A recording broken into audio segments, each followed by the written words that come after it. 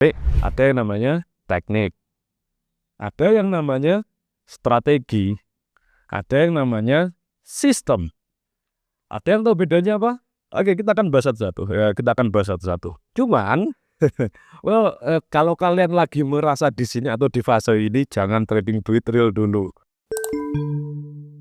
Cuman, ketika mau buat trading plan, mau cari teknik, kalian nggak tahu profitable atau enggak, ya kan? Atau hanya opini-opini toh. Ayo, inilah fungsinya kita lihat ke kiri. Oke. Nah, enggak tahu dari mana teknik bagus atau enggak. Nah, ya kan? Tahu dari mana sebuah teknik kita tahu bagus atau enggak, bagus atau jelek, bagus atau jeleknya sebuah teknik kita nggak bisa tentukan di awal. Nggak iso. Oh, teknik yang bagus itu teknik yang profitable. Oh iya, ngerti, kita semua tahu.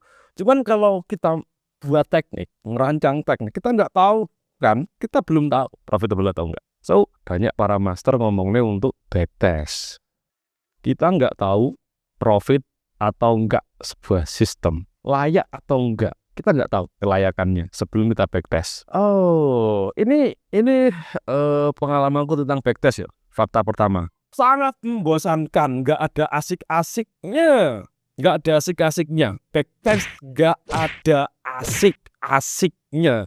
Backtest sangat membosankan, sangat kampret. Beda kalau kalian mandul satu.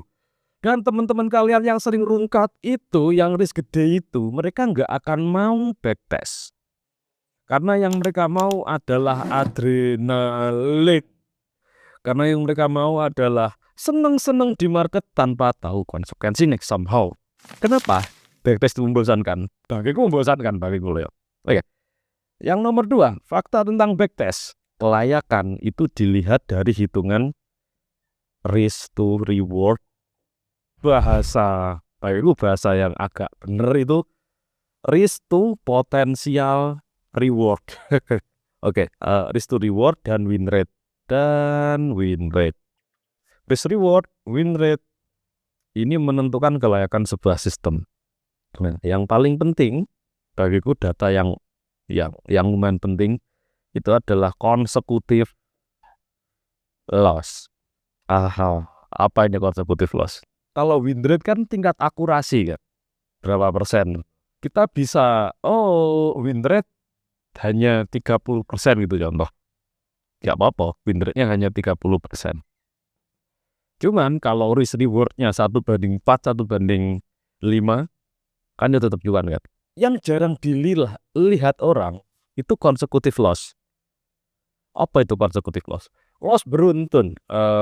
Ada kemarin yang sharing itu di forum, dia bilang bahwa ada kalau nggak salah sekitar win rate-nya itu sekitar 60-an% gitu loh. Cuman consecutive loss-nya itu sampai 16 kali kalau nggak salah. Jadi dalam sejarah kalau di backtest itu pernah loss beruntun 16 kali. Nah, kejadiannya apa? Nah, contoh kalau kalian pakai modal ya $10.000 gitu.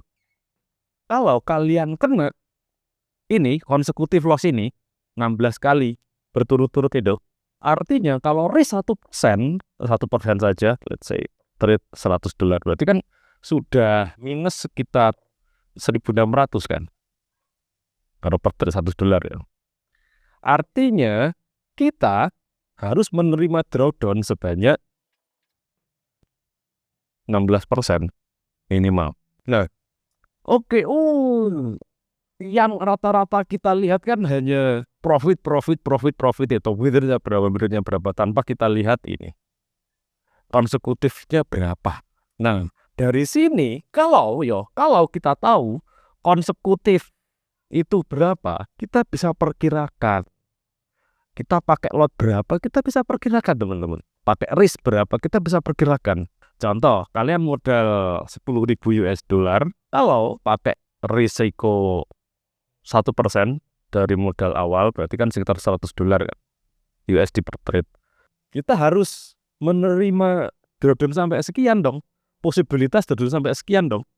Karena dari backtest pernah drawdown sampai 16 kali.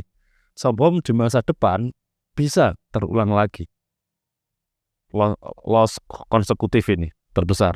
Kalau kalian tidak terima dengan drawdown 16%, $1.600, ya wes jangan pakai 1% dong. Pakai 0,5%. Artinya per trade adalah 50 USD. So, penting. Konsekutif loss ini penting. Ya tambahan aja sih.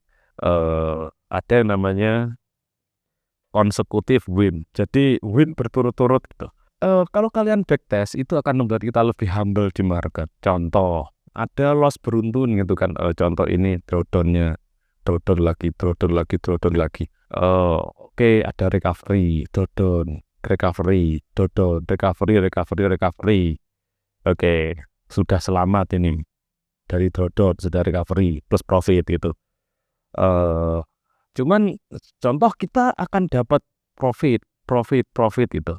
Ini namanya sampai puncak gitu. Muncul profit terus. Kalau kita tahu backtest di masa lalu dan kita tahu kemenangan beruntun kita itu berapa, enggak akan sombong di market. Jadi kalau profit beruntun santai, nantilah stop loss itu akan muncul lagi gitu. Profit santai, nantilah SL lagi. SL santai, nantilah TP lagi. Profit TP. Santai, nantilah SL lagi. Makin dewasa kalian trading, kalian agak makin memaknai hal itu sebagai kata-kataku tadi sebagai hal yang berbeda. Teknik sudah jelas kan? Ini perlu di backtest. Kalau sebuah teknik itu di backtest sudah menyatakan dirinya layak, artinya kita sudah bisa membuat sistem trading system. Trading system itu stylenya beda. Kalau kita mencari strategi, cari teknik lalu di backtest, ide itu bagus. Kita punya ide ini. Kita ngeram biang. Kita bervisualisasi. Kalau market gini, kalau candle cepat, kalau candle bentuk lob gimana? Di fase cari ide untuk strategi dan teknik untuk eksekusi, fine. Cuman setelah di backtest harus ada SOP kaku. Kita nggak bisa ngomong ide real lagi, nggak bisa. Karena sebuah trading system itu isinya adalah SOP. Kayak masak mie. Kalian tahu mie instan nggak? Kalian tahu mie instan nggak? Kalau kalian balik, itu kan ada tata caranya kan? Ada tata caranya, merebusnya mie-nya itu berapa menit gitu. Bisa sih. Nah, itu tata cara masak mie itu adalah sistem. Supaya apa? Supaya konsisten. Kamu di Jakarta masak mie, rasanya sama. Kurang lebih. Kalau masak di Surabaya, tuh sistem. Kalau kalian mau variasi masak mie kok 5 menit kurang, 1 jam. Ya jadi mie mas, jadi bubur. Nah, jadi silahkan kalian ngarang bumbunya, oponya, strateginya, tekniknya, monggo. Cuman kalau sudah di backtest, itu akan jadi SOP. Dan ini kaku. Contoh maksudnya apa? Oke, aku hanya entry ketika di dalamnya ada SR. Contoh, apakah ada SR? Kayak ada checklist kayak gini. Apakah ada contoh reaksi? Contoh terserah sih indikator mau tren atau apa. Akan ada 1, 2, 3. Tergantung sih, ada mungkin 3, mungkin 4 gitu. Akan ada syarat-syarat trade, ada SR reaksi atau let's say tren yang jelas. Kalau pakai tren gitu. Oke, ada SR. Ada trennya jelas. Cuman reaksinya nggak ada. Apakah mau di entry? Kalau sebuah trading system, seharusnya ketiganya harus centang semua. Kalau satu saja nggak ada, maka no trade. Kalau semua centang, oke, entry.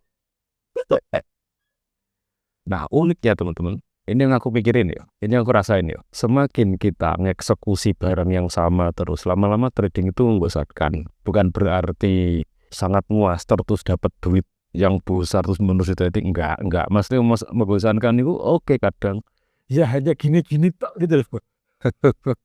Hanya ngeksekusi gini-gini tak. Di market kan kita enggak butuh paham semuanya, everything kan. Kita nggak butuh. Hanya pokok kalau kita sudah profitable, ya that's enough. Lama-lama membosankan trading ini. Karena kita melakukan mengulang-ulang hal yang sama. Kalau kalian lihat trading kok exciting, berarti ada unsur untung-untungannya kan.